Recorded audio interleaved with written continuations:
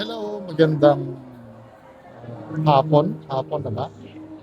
Hapon sa inyong lahat. So, pero nagpapabati lang bago tayo doon sa main content. Nagpapabati si ah, Sir Eric Amistad. No? Sabi niya ganun sa akin, ah, pwede daw pa pag-greet yung anak niya, happy birthday daw. Nasa Canada daw si Axel Eric Amistad. May 15 daw from Papa Jojo at Mama Bonita. Oy, happy birthday. Belated, no? Kahapon pa to eh. Sabi sa inyo, magpapagreet kayo sa akin a day before eh. May 14. Pero belated happy birthday po.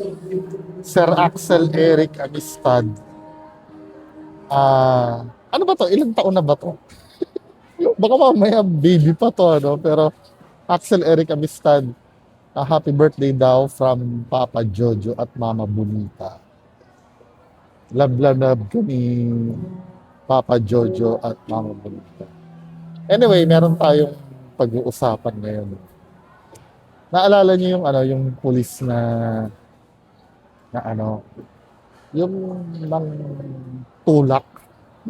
Kasi nung una, nung nilabas yung video, putol eh. Hindi natin ah, hindi natin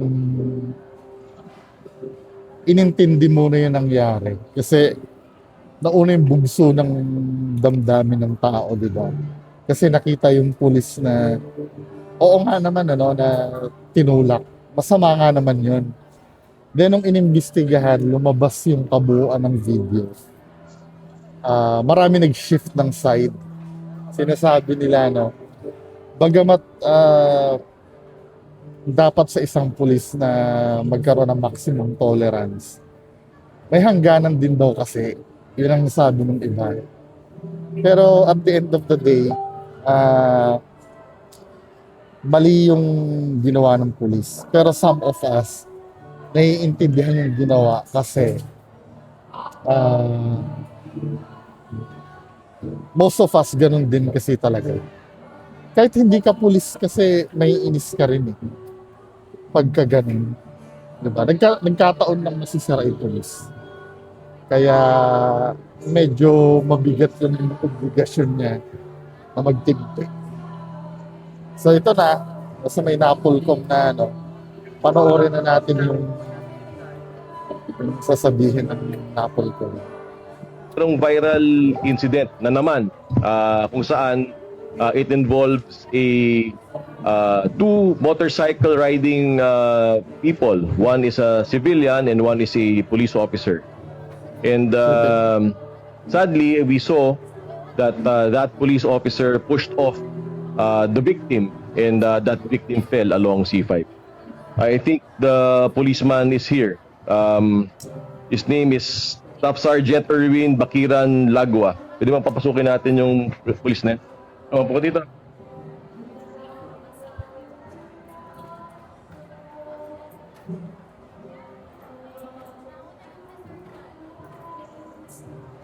Oh, Sido, po dito. Dito. I'm actually very angered. Una, dapat 11 o'clock tayo nagsimula. Tinatawag kayo ng 11. Ang sabi nyo, may inquest. O, tama naman, inquest.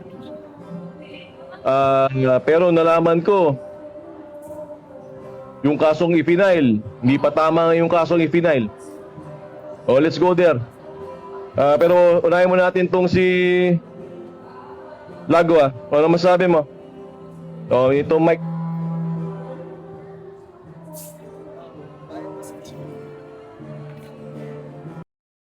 Staff Sergeant Erwin Bakiran Lagwa. Alam mo ba na ang panunulak ng isang motorsiklo sa C5 ay nakakapamahamak? Pwedeng makapatay po yun. Mr. Staff Sergeant Lagwa. Proud ka ba sa ginawa mo? Ano masasabi mo? Kung pagkakataon mo nakausapin ng taong bayan? Hindi po. Sabi mo yung taong bayan? Humingi pa ako ng kapatawaran. Pati din ang opinion ng tao eh. Binabasa ko yung comments eh. Sabi ganun, sana sa susunod riding in tandem na i-provoke ni Bonjing daw. Ang Bonjing na tinutukoy yung, yung rider na nag-post. Ha? Sabi ganun, may baril daw di ginamit. Marami ng marami ng nag-shift talaga ng side. Hindi mangyayari sa rider yan kung hindi niya hinabol pa. Nakita naman sa video pa yun ng police pero hindi niya pala hinahabol. Kasi nga naka 360 cam siya. Ang dami ng kumampi dito. Hindi naririnig. Sa mga napanood ako, humingi lang ako ng tawad. Hindi naririnig. Masa mo. Hindi naririnig. Agwa. Kaya naman, humingi pa ako ng kapatawaran sa lalong-lalo na to sa taong na-perwisyo. Yun lang po. Alam mo ba na pagtulak ng tao habang nagmamotor, nakakapatay? Anong trip mo? Ba't tinulak mo yung nagmamotor? Anong storya doon? Kaya lang, Lag pa. ang kaso kasi dito kay Sir Ralph Kalinisan, napasubo na siya eh, no?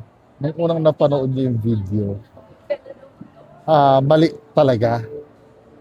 Kailangan niya na talagang panindigan yun. Kasi kung babawiin pa ni Sir Ralph Kalinisan. Pero pasok pa rin naman, talaga namang hindi talaga namang hindi rin maganda yung ginawa. Pero maraming nasusulitan, di ba? Marami din talaga na bullshit.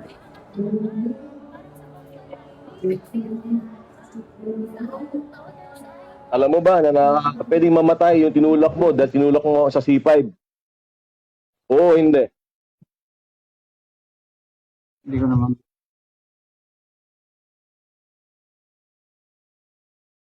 Which brings me to my point. Hindi marunong, wait lang ha, hindi marunong Ito, din hawak ko dumipensa. po. Hindi rin marunong dumipensa yung pulis eh. Di ba? Pwede naman siyang humingi ng tawad, pero kahit man lang i-justify mo kasi marami din kumampi sa'yo eh.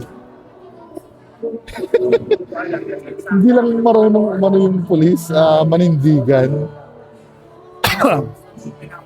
Sabihin mo dyan, no? Opo, alam kong mali yung nagawa ko, pero may nag-trigger lang po talaga sa akin. Kahit ganun man lang nasagutan, no? Mapaparusahan ka din naman eh. Might as well na sabihin mo na lang na napundi ka talaga. Kasi ganun din makahinatnan mo eh. Nagkamali ka pa rin talaga. Huwag ka na magpakawawa dyan kasi. Don't worry, may kakampi ka eh. Mga tao. Ng spot report or investigation report ng Criminal Investigation and Detection Unit. Signed by a certain Edison Wano, Police Lieutenant Colonel. O, ikaw ba yan? Kunin mo yung mic.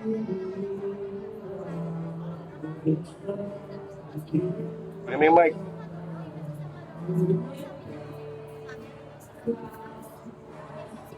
Yes sir, Lieutenant Colonel Edison Wano sir, Chief Sido ng QCPD sir. Ilang taong ka lang, Sido? Magte 10 months sir. Sa Sido? Ilang taong ka ng pulis? 15 years sir. Anong rango mo na? Lieutenant Colonel sir. Di ba basic yan? Na pag may tinulak ka sa C5 habang nagmamotor, pwedeng mamatay yung taong yon? Tama, mali? Anong kinaso ba? Tama sir, pinabago na namin yung charge sir. O nga, hindi na tanong ko eh. Ano kaya ako nagagalit?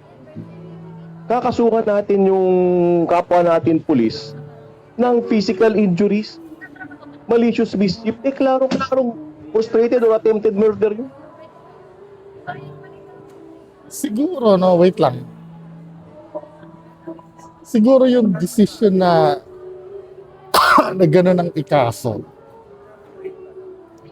pagpapasya yun ng mga tropa niya din eh. Kasi, alam mo yung bilang pakikiramay, no?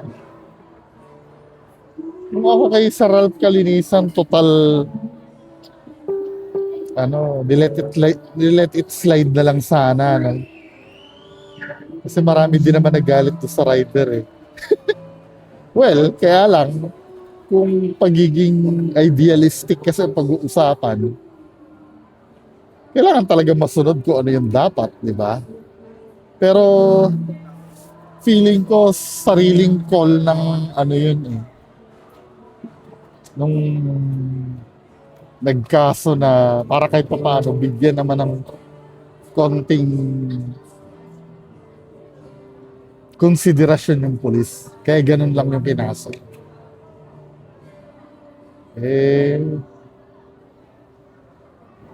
Ayun, di ko rin pwedeng sabihin na kasi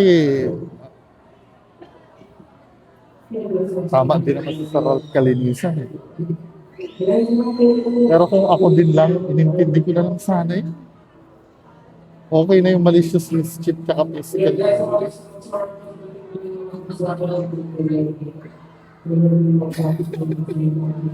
Kasi madami din naman wala eh, ganun talaga eh.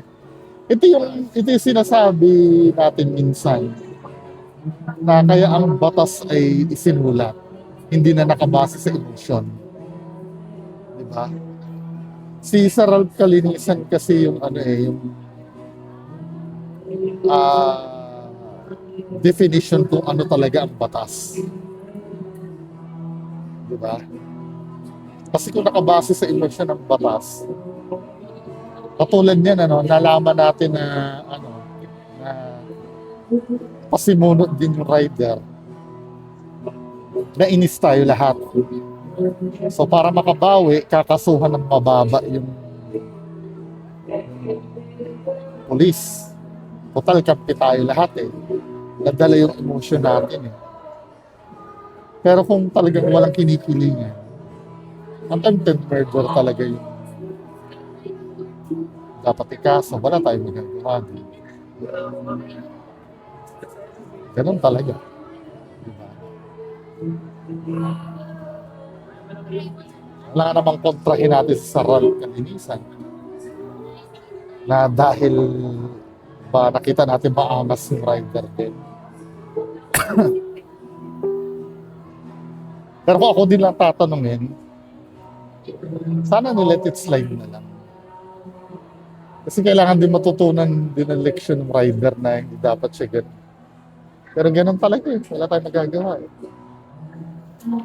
O ba't ang kinakaso nyo eh physical injuries? Kaya, paliwanag ka. Yes sir, nakita namin sir together with the investigator sir na pagkatumba niya sir ay mga 2 to 3 minutes nakabangon niya agad sir. Nakabangon siya agad sir, tapos based dun sa medical certificate sir ay abrasion lang ang natamo niya sir. Pero, alam mo, Kernel, Lieutenant Kernel ka pa naman. Merong Lawyer kasi yun. Si Sir Ralph Kalinisan. Wala tayong magagawa eh. Diba? Kaya ito yung sinasabi ko last na reaction ko. Kung nasusulitan ka ba dun sa ginawa, ganun talaga. Pinagpalit niya yung karir niya doon. No? Wala tayong magagawa. Wala din akong maikot. Bagamat ako, kahit pa paano, no? Nakuha ng pulis yung touch ako. Wala eh, kailangan natin sumunod talaga kung ano yung nasa sulat. Diba?